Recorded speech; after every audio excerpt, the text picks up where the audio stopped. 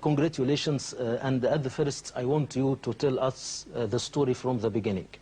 All details. We want you to talk to us about the period before accepting Islam.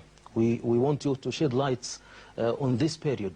How did you think, how did you choose, and so on, until accepting Islam actually? Well, first I want to thank you for these kind words. It's because of kindnesses such as this that I choose to stay here in Egypt, and the brothers really keep me going.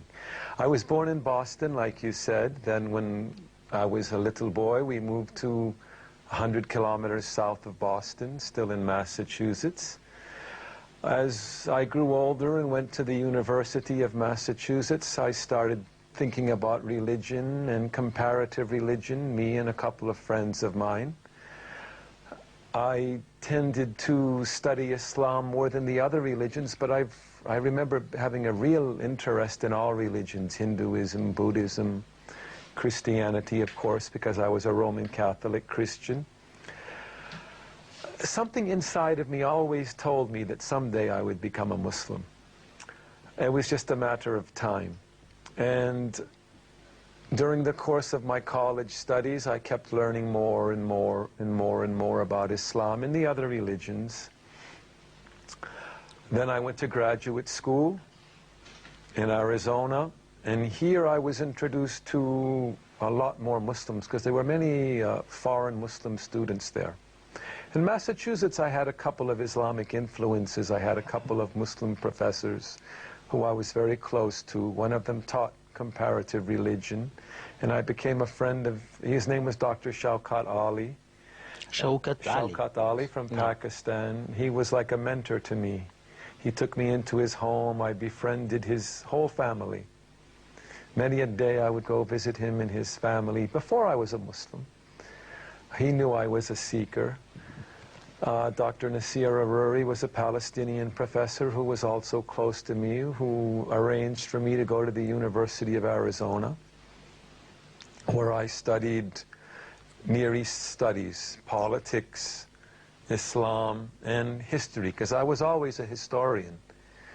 Even in high school I was studying history, but of course studying Near East history, that's a specialty which you don't have in the high schools, or even at the University of Massachusetts at Dartmouth, where I went.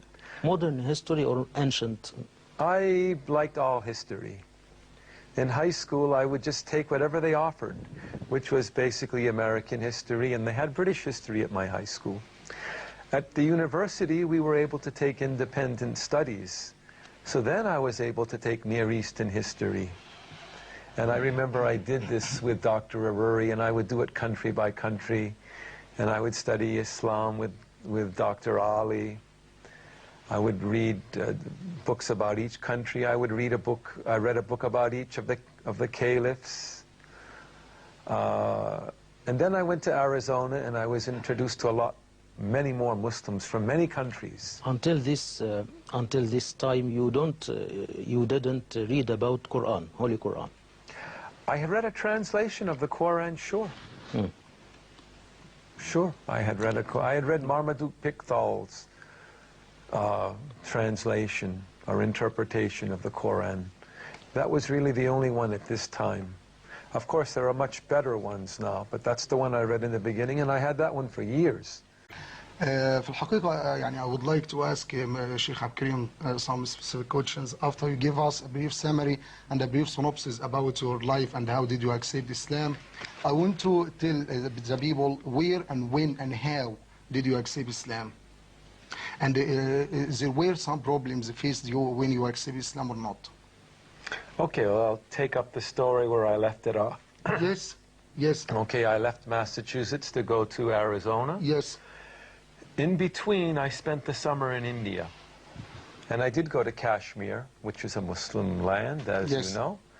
And I was impressed with what I saw there, and I nearly became a Muslim there in 1976. But it was still very foreign to me because I didn't understand the language that I went to the mosque on a Jumu'ah, but I didn't understand what they were doing. It seemed very foreign to me. So I waited.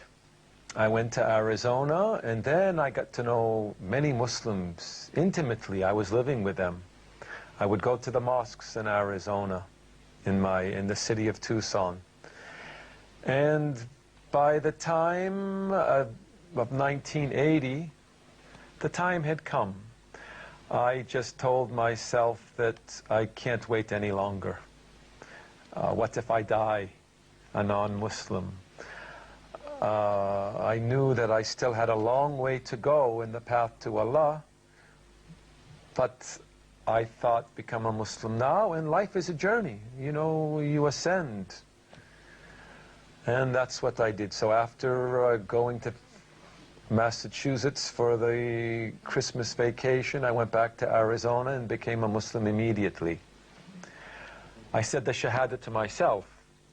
To yourself? To myself, and then I remember talking to some friends a couple of weeks later, and they said, "You said the Shahada to yourself.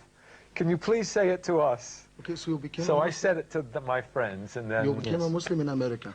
I became a Muslim in America not here in Egypt. January 1980, 1400 Hijriya. Yes. Yes. Congratulations. Alhamdulillah. Alhamdulillah. What? Okay. You know that some ideas propagated in the books of fanatic writers about against Islam are not true. What's about you? And Yeah. firstly, you told me before that you read about our Prophet Jesus in the Gospel, and you know that he was a Muslim, so I became a Muslim. Yeah, this is what I remember as just prior to me becoming a Muslim. I was a good Christian, or I tried to be a good Christian, Yes. you know? So I thought, okay, the last thing I'm going to do before I Yes. change from Christianity, I am going to read the Bible, the New Testament. I will put the stress on Jesus's words, because that should be the, you know, the crux of Christianity. So I did that. And when I read Jesus's words, with my understanding of Islam Yes. and all the other religions, it was obvious to me that Jesus was a Muslim. Because here he is preaching zakat, kindness to orphans, kindness to widows, charity, prayer, even pilgrimage. Of course, his pilgrimage was to Jerusalem, not to Mecca. Yes. And at the same time, he's saying, I am for the Jewish people. I am not for everybody. Yes. It was just obvious that he was a Muslim. I want to ask you frankly, there was some negative ideas about Islam in Europe and in the United States. How can you deal this propaganda? Outreach to the people, letting the people see real Muslims in action. That is the best way to do it.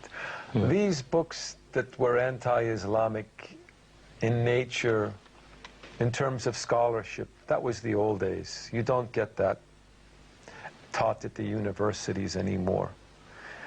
Nowadays, the problem is, since September 11th, you have the idea Muslim equals fanatic equals terrorist. That was around even before September 11th because of the problems in Palestine. But now it's much worse. And it's really tough combating that, because in America it's an insular society. You know much more about America than they know about you. They don't have to know about you. You have to know about them. So breaking that barrier is really, really hard, because they don't have the time or the desire or the need to learn about what's going on in the rest of the world. Most of them don't know the capital of Canada. How will they know what's going on here? They just don't. Hopefully in time, with Muslims living in America, leading exemplary lives, they'll get to know Islam this way.